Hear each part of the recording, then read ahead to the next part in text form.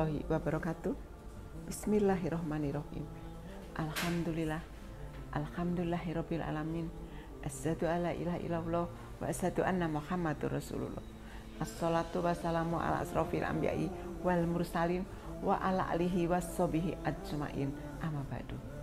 Pemirsa yang dirahmati Allah, pada hari ini saya akan mengambil tema tentang cara mencegah dan membenahi akhlak yang buruk. Akhlak itu merupakan bagian dari agama yang harus kita perhatikan. Akhlak yang baik jika sudah mendarah daging dan tercermin dalam diri merupakan kenikmatan. Sebaliknya, akhlak yang buruk mendarah daging juga, maka itu merupakan sebuah musibah. Pemirsa yang dirahmati Allah, saya lanjutkan. Allah Subhanahu wa taala berfirman di dalam Quran surat Al-Humazah ayat 1. Celakalah bagi setiap pengumpat lagi pencela. Kemudian dalam hadis riwayat Bukhari, Rasulullah Shallallahu Alaihi Wasallam bersabda, seorang mukmin bukanlah orang yang banyak mencela dan bukan pula yang banyak melaknat dan bukan yang berkata-kata kotor. Kemudian saya lanjutkan lagi, yaitu ada beberapa dampak negatif yang akan didapatkan apabila memiliki akhlak yang buruk. Yang pertama yaitu dibenci oleh Allah. Rasulullah Shallallahu Alaihi Wasallam bersabda dalam hadis riwayat Tabrani, sesungguhnya Allah itu mencintai perkara-perkara yang mulia dan membenci perkara-perkara yang rendahan. Kemudian yang kedua adalah terhapus amalan solehnya. Orang yang bangkrut dari umatku adalah orang yang datang dari hari kiamat. Maka diambillah kebaikan-kebaikan yang diberikan kepada orang tersebut. Jika kebaikan-kebaikan telah habis sebelum cukup untuk menebus kesalahan-kesalahannya, maka diambillah kesalahan-kesalahannya mereka yang telah dijalimi. Kemudian dipikulkan kepadanya, lalu ia dilemparkan ke dalam api neraka. Kemudian yang ketiga itu doa yang tidak dikabulkan. Rasulullah Shallallahu Alaihi Wasallam dalam hadis riwayat Hakim bersabda, ada 3 golongan yang ketika berdoa kepada Allah doanya tidak dikabulkan. Laki-laki yang memiliki istri yang akhlaknya buruk namun tidak diceraikan. Kemudian yang keempat yaitu diancam dengan api neraka. Ada orang yang bertanya kepada Nabi Shallallahu Alaihi Wasallam, wahai Rasulullah, ada seorang wanita yang sholat malam dan puasanya rajin sedekah dan beramal, tetapi dia menyakiti tetangganya dengan ucapan lisannya. Maka Rasulullah menjawab, tidak ada kebaikan padanya, dia termasuk penghuni neraka. Maka mereka bertanya kembali, ada seorang wanita yang hanya sholat 5 waktu saja, puasa Ramadan dan sedekah dengan hanya sebiji kurma, tetapi tidak menyakiti tetangganya. Rasulullah menjawab, dia termasuk penghuni surga. Kemudian pemirsa yang dirahmati Allah, apabila Allah menghendaki kebaikan pada hambanya, maka Allah akan membukakan mata hatinya untuk dapat mengenali aib dirinya sendiri.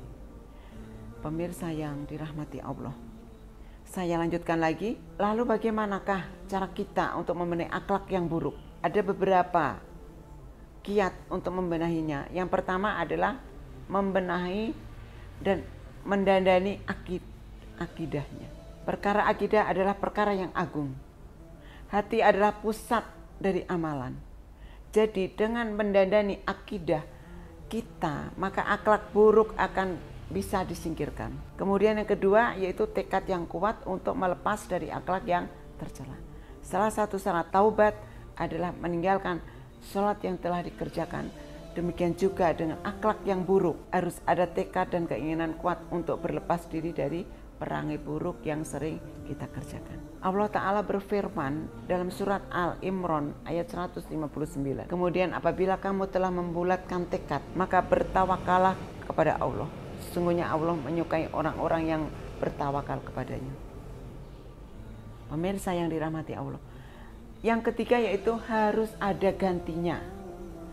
Seorang hamba jika sudah terbiasa bermaksiat, itu kebanyakan akan bermaksiat terus. Jika kita ingin mengubah akhlak jelek kita, harus diganti dengan kesibukan lainnya yang bermanfaat, yang tidak membawa dosa. Kemudian yang keempat adalah introspeksi diri. Allah memerintahkan kepada para hambanya untuk memperhatikan apa yang telah dikerjakan hari ini untuk bekal hari esok. Hal itu mengandung isyarat melakukan introspeksi diri. Hendaknya dia berpikir apakah yang telah saya kerjakan itu sudah pantas. Pantas untuk dibawa kita berjumpa dengan Allah atau masih belum pantas. Kemudian saya lanjutkan lagi yang kelima, yaitu memotivasi diri dengan pahala dan mengancam diri dengan siksa. Setiap orang pasti menginginkan kebaikan dan menolak bahaya terhadap dirinya. Ini merupakan naluri setiap manusia jika ingin sukses dalam mereparasi akhlak yang buruk.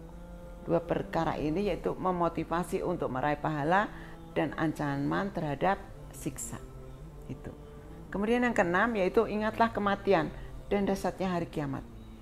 Allah Ta'ala dalam Quran surat Al-Imran ayat 185 berfirman, tiap-tiap orang yang berjiwa pasti akan mati. Dan sesungguhnya pada hari kiamat disempurnakan pahalamu. Barang siapa dijauhkan dari neraka dan dimasukkan ke dalam surga, maka sungguh itu yang ia beruntung. Kemudian yang ketujuh yaitu melakukan doa. Doa merupakan pintu yang amat terbuka bagi semua orang. Apabila pintu ini telah terbuka, maka kebaikan akan melimpah kepadanya. Beliau membaca doa tatkala iftitah.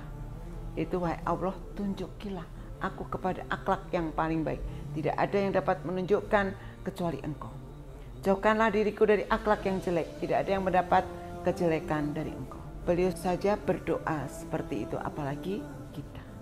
Semoga kita bisa mencegah dan terhindar dari akhlak-akhlak yang buruk.